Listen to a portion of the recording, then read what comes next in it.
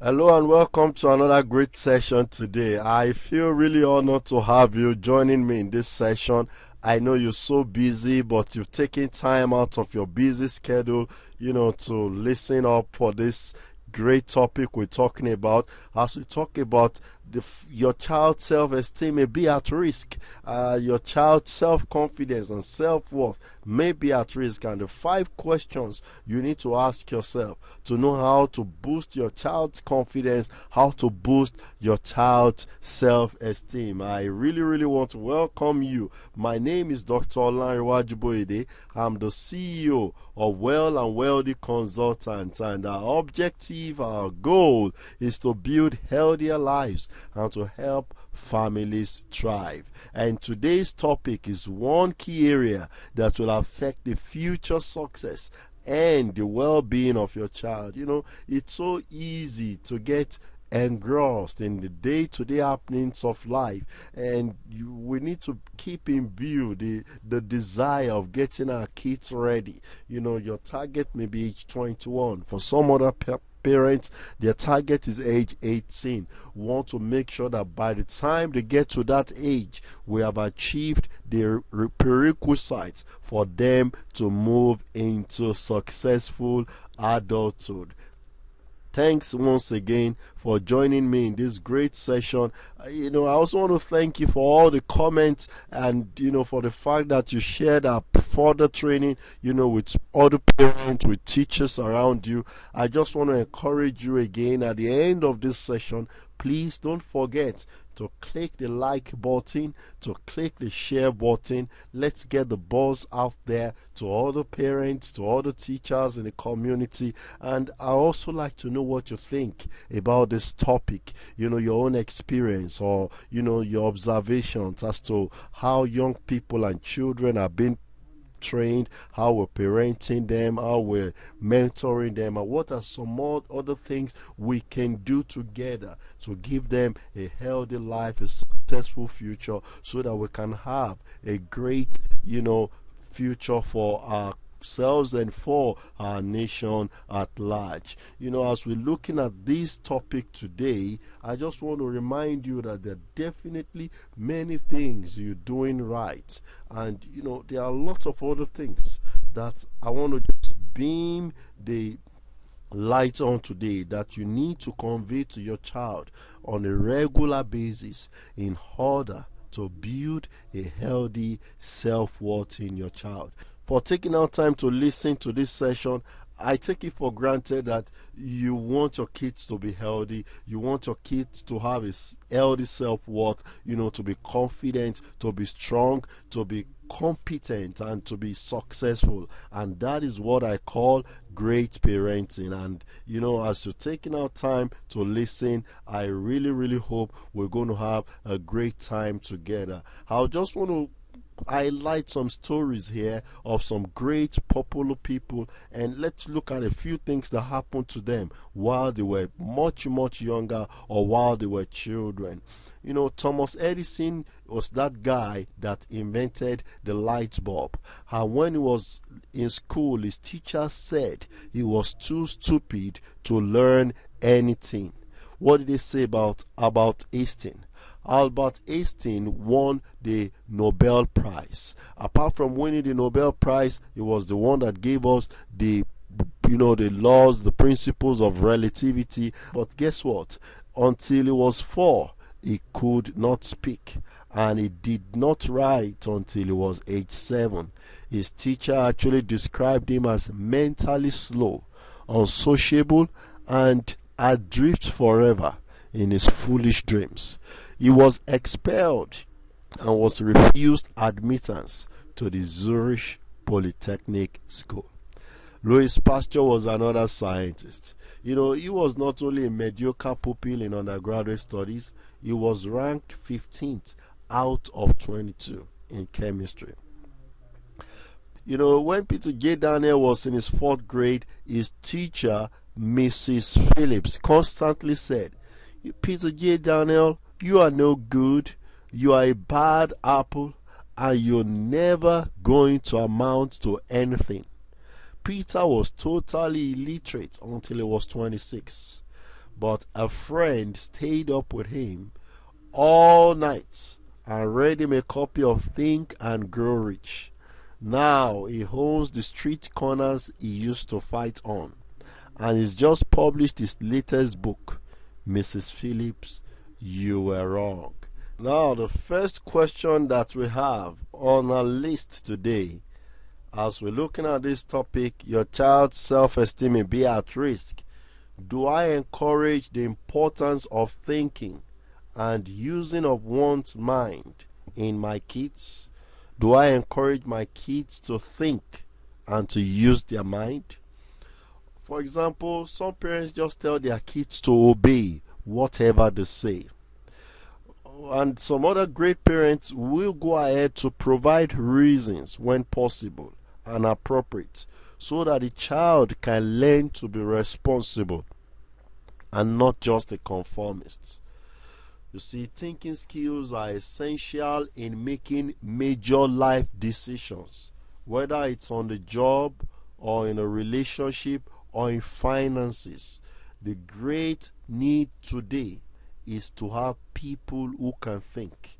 You find lots of people on social media, in religious gatherings, who are not able to think for themselves.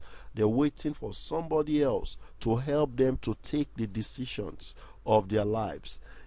I've seen some parents, with sick babies who will delay visiting a doctor just because they are not able to effectively think or decide that the baby is sick enough to go to the hospital. They need a grandmother to come visiting or a neighbor to come visiting to tell them, oh, don't you know this baby is so unwell? Take her to the hospital. Take him to the hospital. Just because parents are not really thinking. And sometimes you can't really blame them. They were never trained or raised to think through issues, to recognize issues, take decisions, and to effectively use their mind. The human mind is one of our greatest assets, and each child needs to be helped to trust his mind. And that's why we're talking about this today. You find that some people feel that everything that happens in the world today is due to some, strange power or some metaphysical forces. It's not something within their locus of control. So they feel that thinking about things or trying to use your mind is not going to get them anywhere, because in their own point of view, that is not related to the cause and effect of events happening around them. And that is one reason why many of them neglect to develop their mind altogether. You also need to bear in mind the fact that your child's thinking ability will change from being concrete to abstract. As it moves from childhood into adolescence, he starts to think more of the future. He starts to think more of things that he cannot see. He starts to connect with things that involve much more complex processes of reasoning as he gets older. So what do you need to do? You need to encourage your child to ask questions. You need to also ask him questions too.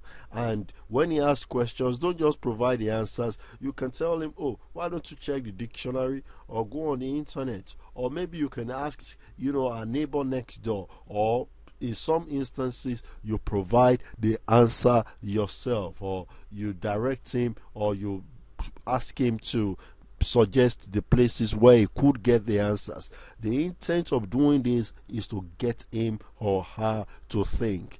Okay, so if he's bringing up things to you or asking questions, you may also want to offer him choices and let him learn how to make his own choice. When they make decisions in life that are not life-threatening, let them go through the effect of that decision as children so that they can reflect and learn to make better choices next time. So the key point here is, do I encourage the importance of thinking in my child? Thinking matters to me. That's what great parents communicate to their children. The next one, question 2, do I encourage self-expression of their views without any fear of punishment, teasing, humiliation, or disapproval of their feelings. Encouraging the child to express his views, express his feelings is of immense importance. You need to recognize and accept your child's feelings and let your child trust his feeling and not just rely on yours. And you can do this in a number of ways. You can do it by listening when your child is telling you how he feels about a situation, how he feels about an experience at school. You can do this by maintaining good eye contact there, by hugging the child, by touching the child, or by other non-verbal communication, showing empathy. I mean, sometimes you might need to put your mobile phone on silent and go off the social media conversations, or turn down the volume of the TV in order to show your child that your feelings and your views really matter to me. So it's not going to be like, why are you disturbing me when I'm watching this program? Go and meet your mommy, or go and play outside, or things that consistently show to the child that my opinions don't count, my experience, my feelings, things that happen to me doesn't really count to my parents. So we want to let the child know that their feelings matter to you, that you want to listen up for them, and that will help them to develop good emotional intelligence. It will help them to develop proper listening skills that will be very helpful while they're in their teenage years, and eventually when they become married, or their parents in their own lives, they're gonna be able to display the same set of skills, listening skills, communication skills that are essential to their overall success. So you're showing your child that thinking is very important. You're also showing to your child that expression of their feelings is important. You're not going to punish them for it. You're not going to tease them or make them feel very horrible about their experience. Now, what's the third one here? Conveying to your child that you believe in his potential. I mean, you have to be conveying these things regularly. So here at this time, you're conveying to your child that you believe in his potential. Some kids have very strong academic potentials, but others are good in their hearts. They are good with poetry, they're good with literature, they're good with music, playing the piano, playing the master's works, the Mozart, the J.S. Bach, Tchaikovsky, and all those great works. They're very good in that. Some are very good in sports.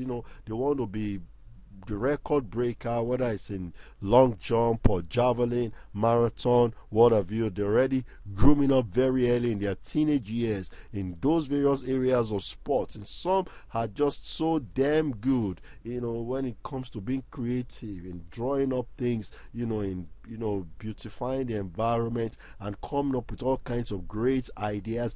You want to harness those potentials. You want to convey to your child that you value those potentials, that child is going to get to the peak. It might be a Michelangelo, or it might be a Mozart, or it's going to be another Martin Luther giving great speeches, or whatever. So you want to motivate the child so that he can grow his potential and get to the peak. Okay, so even if he doesn't win a trophy now, or he doesn't win a gold medal, or he doesn't take the awards in the academic area, never give up on him. Never criticize him or her. Never stop loving her because of that. You just need to identify his own strength or her own strength and validate and nurture that. Look for the gold in your child. Look for that gold in your own home. It's there. You need to identify it and nurture it. And you know what? It differs in each of your children. One child may be very good, with self-expression, with writing, with communication. The other child may be good with drawing and painting, and some other kids may just be so good with food and doing all the cooking and setting up and all of that, and very creative about it. Look for the good in that child and harness it. Validate it and nurture it and make it shine. Sometimes the grass always looks green on the other side. Maybe it's because those on the other side waters and nurtures their field more, and that's why it looks like their kids are shining, their kids are looking superb. They are getting all the awards or going places and breaking records. You want to encourage in your own child too that they can grow. Their brain is like muscle. They may not have special talent or outstanding talent, as it were, but they can put continuous effort in one area of their life or in that other aspect of their life, and they can learn consistently and grow that talent and grow that potential there. You want to convey to your child that talent and effort matter to me. So the first question is, do I encourage this child to think and use his mind? Do I do it consciously? Do I do it continuously? Or do I just leave that to the teachers in the school? And then the next question we are asking is, okay, now this child is thinking and this child is doing all of that. Do I encourage him to express his views, express his thought? It may look childish, it may look immature, but do I help him to build confidence? Do I help her to feel comfortable with expressing her feelings? Even when she's hurt, do I listen for her pain? Do I listen for her concern? Or do I make it feel as if your pain, your feelings, your disappointment is irrelevant? That's the next question. Now the third question we've just added now is, do I convey to my child that I believe in you, that I believe in your potential? Do I convey it? Not just that do I know it. You can know it and think it in your mind, but do I express it? Not just when they come home with the report card and they say, oh, I'm the brightest student, or I got all distinctions. Not until that final minute, but on a regular basis. Do I convey it? When he's written me that, thank you daddy card, or when she's drawn that happy birthday card for me on my birthday as a mom or as a dad, and she's so happy about it and I really loved it, do I continuously convey that belief in my child's potential? Now the fourth question that you want to ask yourself in ensuring that your child's self-esteem is solid and sound is, do I accept his mistakes and teach him to handle failure? That mistakes are a normal part of his learning, or do I terrorize him for it? Do I embarrass him for making mistakes? We've talked about the story of Edison, of Einstein, Louis Pasteur, Peter Daniel, and all other great people in history and even around us today. How many of them did not make mistakes? They all did, and at some point they were rejected by people, but they were able to find their feet back. But I don't think, if anything, we should be the ones rejecting our children as parents. If you're a perfectionist kind of parent, it's very easy to get angry. Or maybe you are up there in the religious fair, everything is up and going for you, a popular preacher, popular personality, public figure kind of person. You don't really want your child to have any comma, maybe in their school report, or maybe in their behavior, or if they go out there to participate in any event. You don't want to hear any report that your child is not in the first 3% or in the first 10% in those who took part in the competition. And you may just want to go about giving all the sermon after all the effort, after all the money I spent on you. This is the best you can bring. This is this and that and all of that, and all of that kind of behavior is just going to build fear in the child and sometimes suppress the creativity of your child. So right from very early, the child has made a mistake, help them to handle the mistake and not feel terrorized. So if it drops a glass of bottle or a glass of drinking water on the way to the kitchen, that's not enough reason to starve him for the next 3 days, or enough reason not to buy him his favorite toy because of that singular event. A singular event is different from a behavior that is routine. And you want to also look at the age of the child. There's some things that a kid who is just 3 may do repeatedly, not because they want to be difficult, but that's their understanding. They cannot really understand why they shouldn't repeat that behavior. They just enjoy it.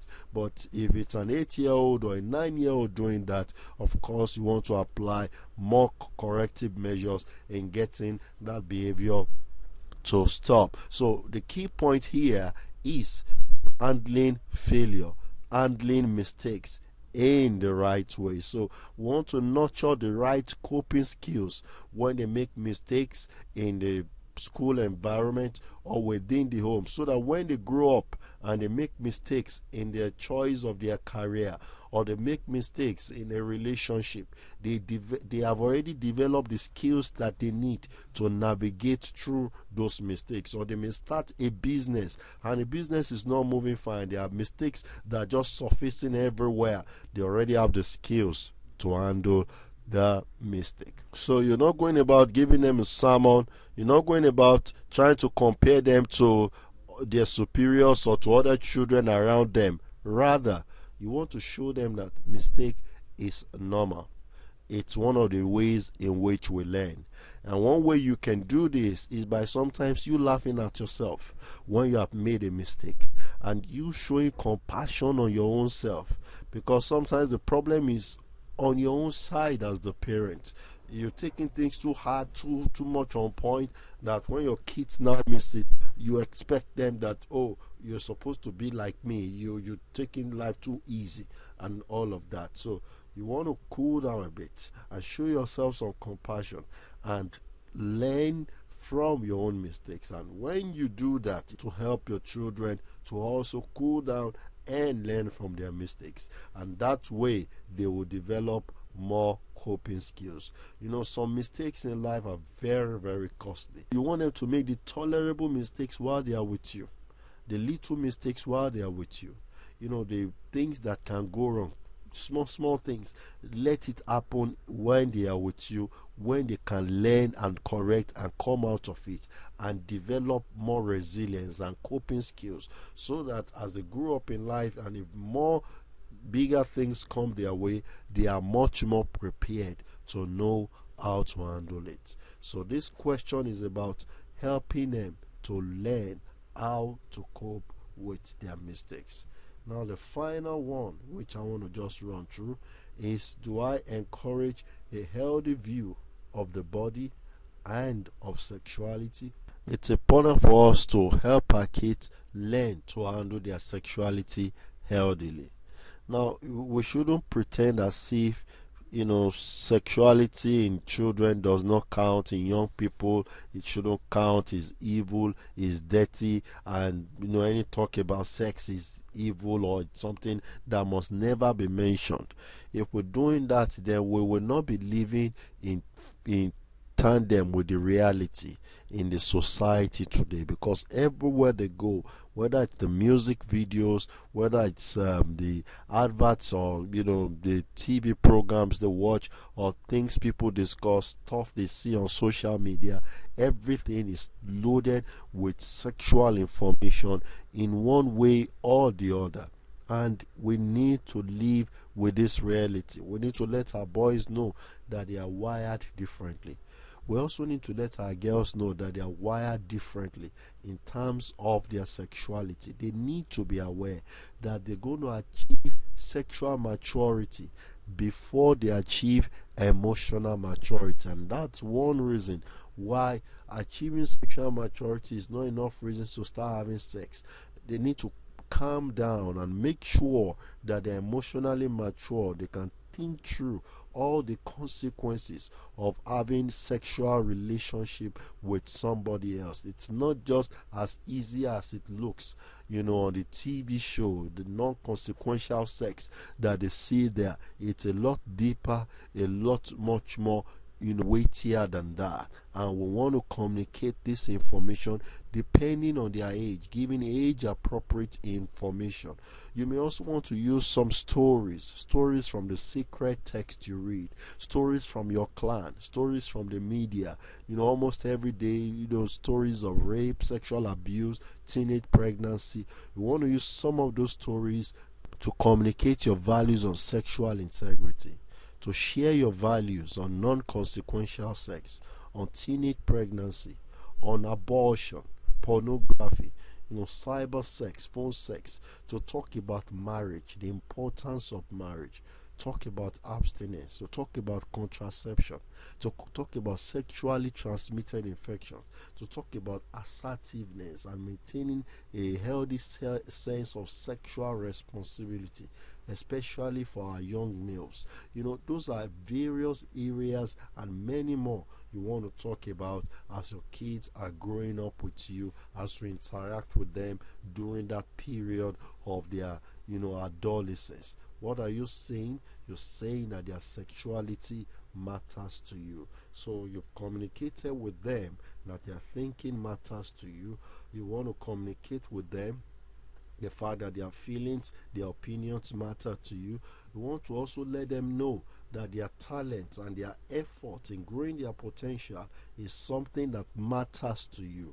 And you're also communicating with them the fact that when they make mistakes, they are human and they can overcome their mistakes, and that is important to you, learning from mistakes. And the final thing you want to communicate to your child is that their sexuality matters to you. So those are the 5 questions you want to ask yourself regularly to ensure that your child's self-esteem is not at risk. Thank you once again for listening to me. Please don't forget to click the like button. Don't forget also to share it. Let's get the word out there to other parents, to other teachers around, youth workers. And I really want to know what's going on in your head as regards to this topic. Please, please, please, just drop me a few lines and say, oh, Larry, thanks for sharing this. I appreciate this topic, or, I don't really agree with this area. I don't think you said this correctly in line with latest research.